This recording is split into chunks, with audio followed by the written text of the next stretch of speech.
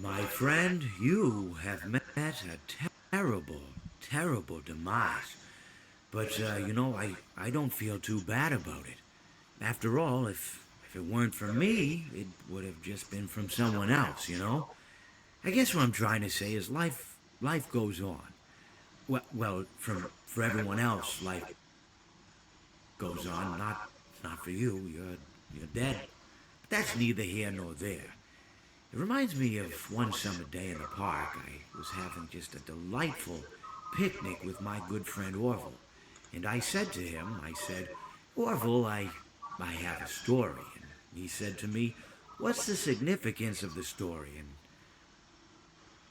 And I said to him, Orville, not every story has to have significance, you know? Sometimes a story is just a story.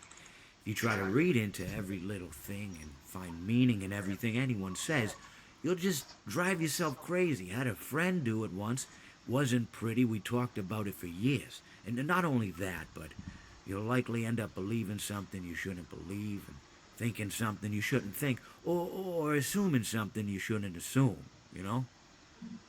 Sometimes, I said, a story is just a story. So just be quiet for 1 second of your life and eat your sandwich, okay? Of course, it was only then I realized I made sandwiches, and poor Orville was having such difficulty eating it. Elephants have those clumsy hands, you know. Actually, I suppose that's the problem. They don't have hands at all, do they? They're, they're all feet. I couldn't imagine someone asking me to eat a sandwich with my feet. Now, if I recall correctly, there was a bakery nearby. I said to him, Orville, let me go get you some rye bread. Now, I'm unsure if elephants enjoy rye bread, but I assure you that Orville does. Now, this was on a Tuesday, which was good because rye bread was always fresh on Tuesday. They made sourdough bread on Monday and threw it out Wednesday, or rather, they sold it at a discount for people wanting to feed the ducks, and then probably at the end of the day, finally, they threw it all out. I don't recall. I do remember a man who would bring his son to the bakery every Wednesday and then go feed the ducks. He would buy all of the sourdough bread. Of course, you're not supposed to feed the ducks sourdough bread at all. It swells up in their stomach and then they all die. At least that's what I've heard. I never saw any ducks die myself, but I did notice a substantial decrease in the duck population over the course of a few years. I just never thought to stop the man and tell him that he was killing the ducks by feeding them sourdough bread. And if you want my opinion on the matter, and I told Orville this as well, if you want to feed ducks, or birds, or any kind for that matter, it's best to buy seed. I mean, when you think about it, breads of any sort don't occur in nature. They don't grow on trees or spring up from the bushes. I don't think birds know what to do with bread. What was I saying? Oh, yes. So I bought Orville some rye bread. What a fine day it was.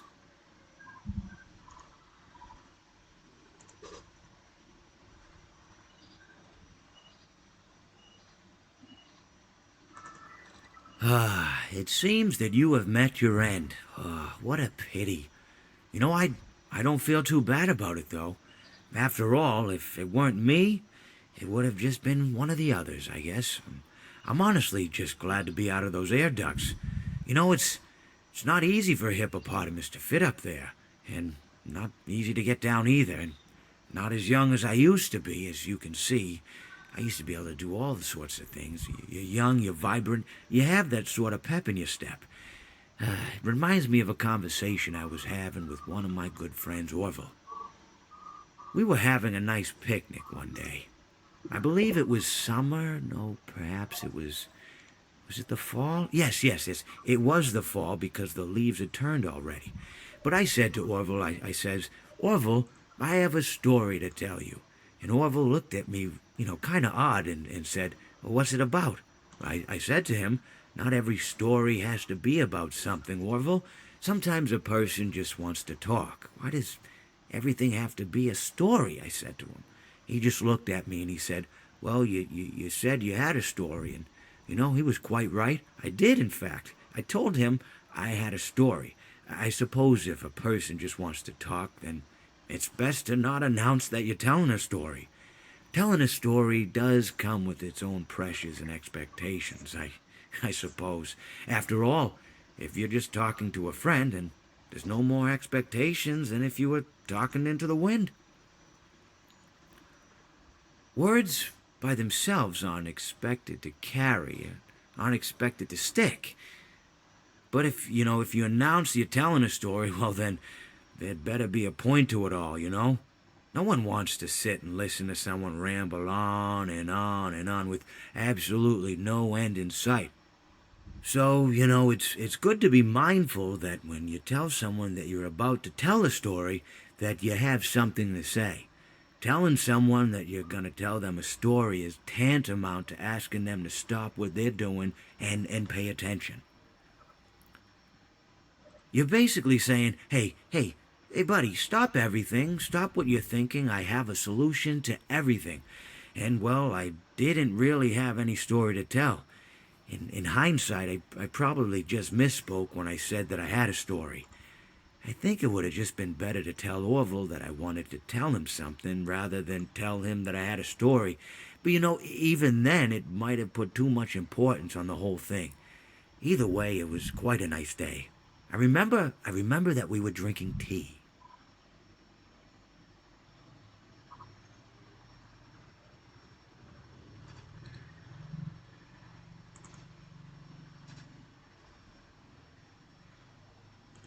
Well, it seems that your journey has ended.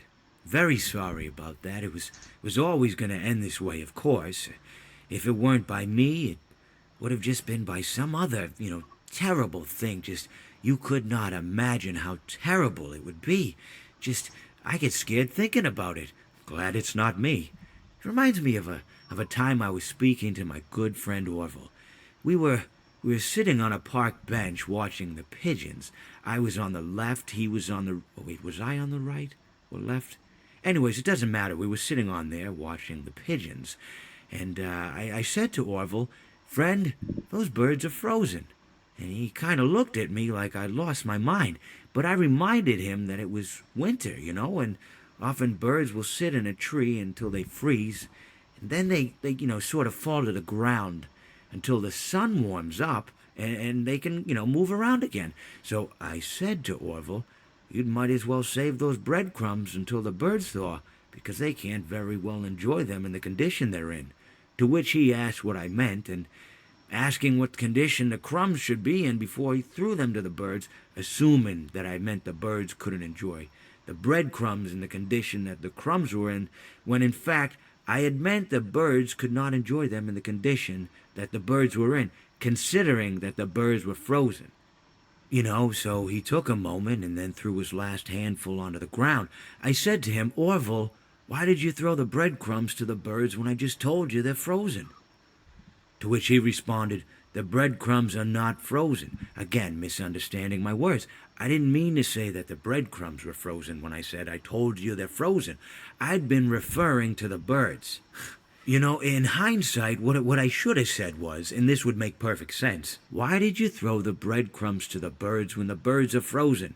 He misunderstood upon my correction, stating that he didn't know what else to do with the breadcrumbs and that perhaps, when the birds thawed, they'd still be able to eat the crumbs. So I said to Orville, I said, and this is what I said to him, I said, Orville, the birds may be dead.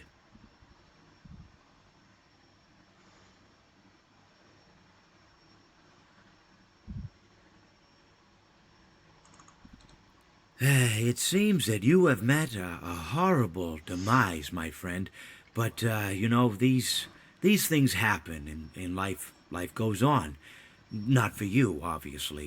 You're dead. But it reminds me of a time I was having a conversation with my friend Orville.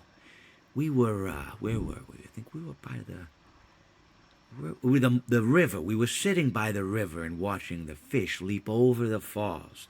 And I said to Orville, sometimes I feel like a fish leaping over and over again, always trying to get somewhere, though I don't know where, only to find myself in the jaws of a beast.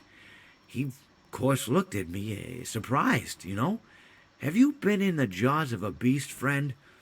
To which I said, no, of course not, Orville. I said, no, no, no, no. I simply meant that life can seem like a relentless endeavor to overcome meaningless obstacles, only to meet an equally meaningless fate, regardless of your efforts, regardless of the obstacles you've passed. And Orville, he stood and proceeded to drape me with a picnic cloth, to which I asked him, I said, friend, what are you doing? He looked at me very concerned, really. I feel like you've gotten too much sun. Indeed, indeed I had. He proceeded to pour me a glass of just ice cold lemonade.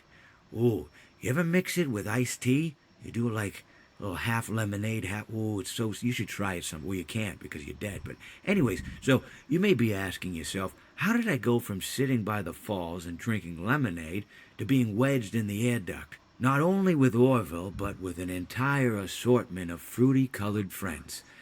Well, there's really no good answer to that, but perhaps I met a demise of my own at some point, and this is my afterlife or my dream, whatever it might mean. I honestly don't know. Or maybe it doesn't mean anything at all. Maybe it doesn't mean anything at all.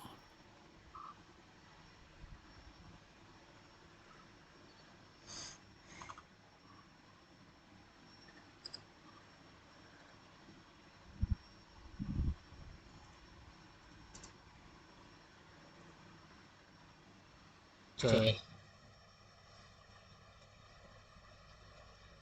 The Scream, teriakan dari Mr. Hippo, emits when.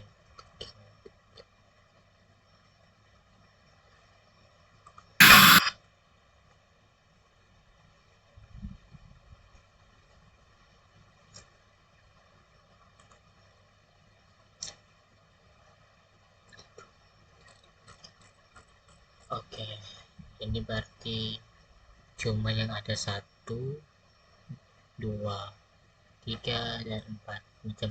Ini jam sekiranya. Oke, oke.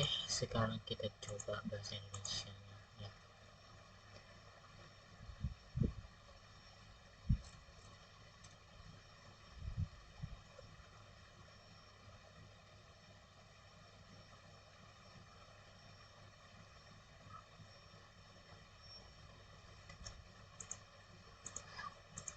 Oke, ceritanya seperti itu.